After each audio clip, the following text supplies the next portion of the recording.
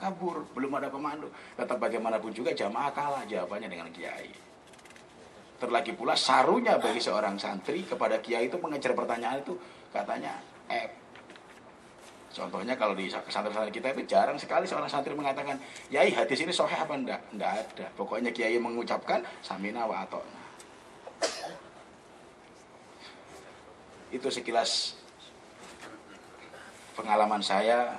Jadi selama periode tahun 2000 sampai dengan tahun 2005 saya menjabat sebagai Komandan Banser Kabupaten Jember dan Satuan Komando Lapangan Satgas Garda Bangsa, dan sering mengadakan gerakan-gerakan untuk membasmi perjudian. Meskipun kelompok kami pernah kalah dengan para penjudi, mereka semua lari. Ya ini akibatnya, karena bukan iman yang berbicara, karena kesaktian. Mungkin karena kalah sakti dengan para bajingan juga pernah lari.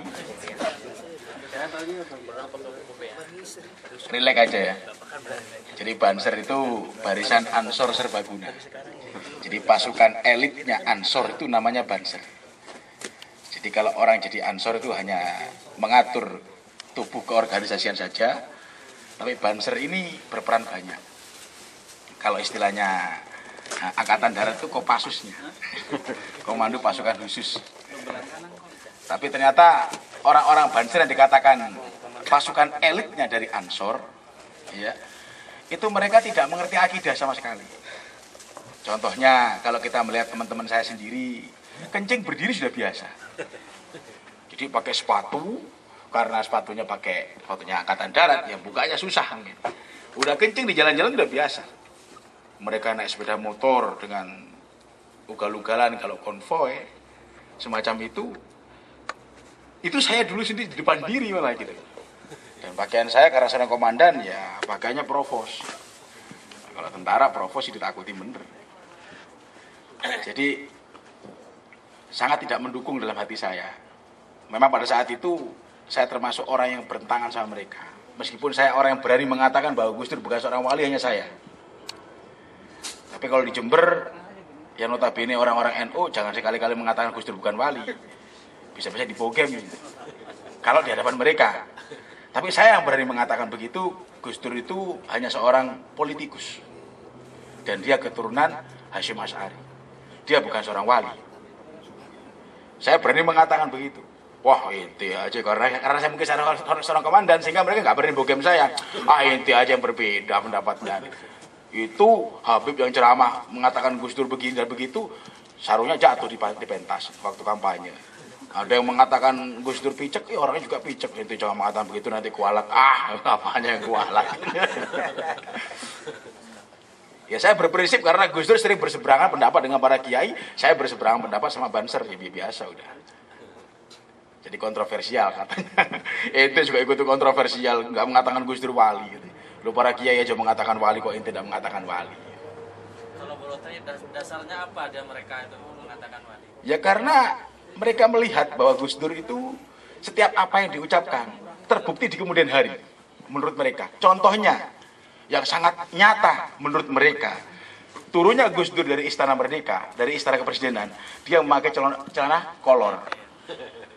Ditafsirkan oleh mereka mengatakan bahwa sebentar lagi apa yang terjadi? Gus Dur kok begitu? Ternyata Jakarta banjir. Tuh Gus Dur. Ini nggak bisa ditebak. Tuh Gus Dur.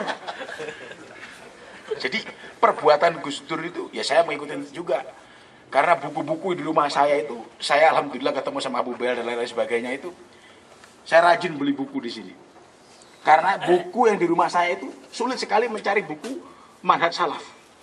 Rata-rata manhaj ahlul bid'ah. Saya punya buku-bukunya Gus Dur, autobiografinya lengkap. Sampai taruhan katok kolor Gus Dur, taruhan katok kolor itu saya punya bukunya.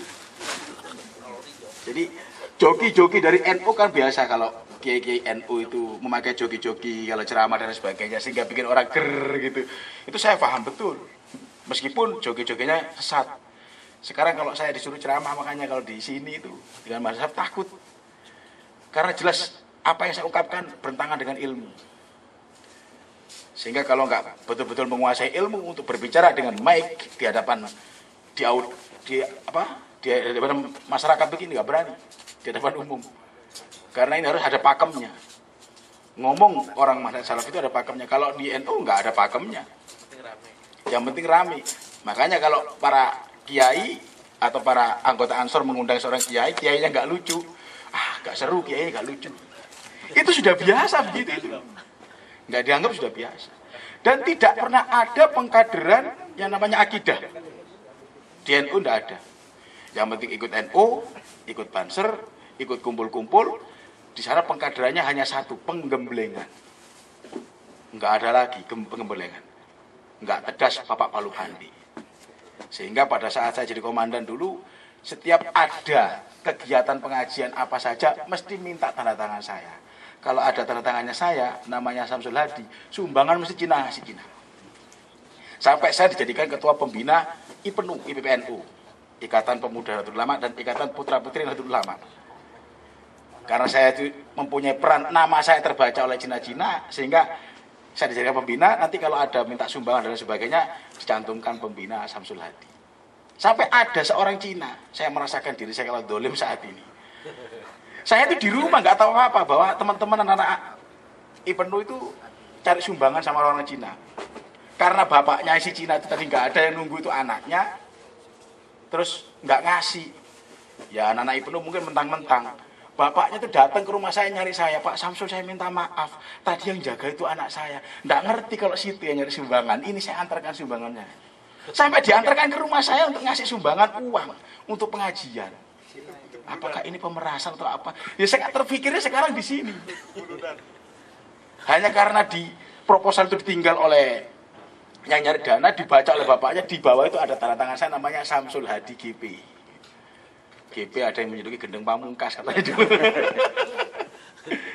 Itu terus orangnya mencari rumah saya, nyerahkan sumbangan. Ini bukan saya Pak, saya nggak nyari sumbangan, tapi di sini kan ada sampean pembinanya ini. Saya baca di kop suratnya itu Ikatan Pemuda Nahdlatul Ulama, berarti anak-anak IPNU. Ya sudah kalau begitu saya ambil, terus saya kasihkan kepada anak-anak IPNU. Itu nama saya sebagai alat.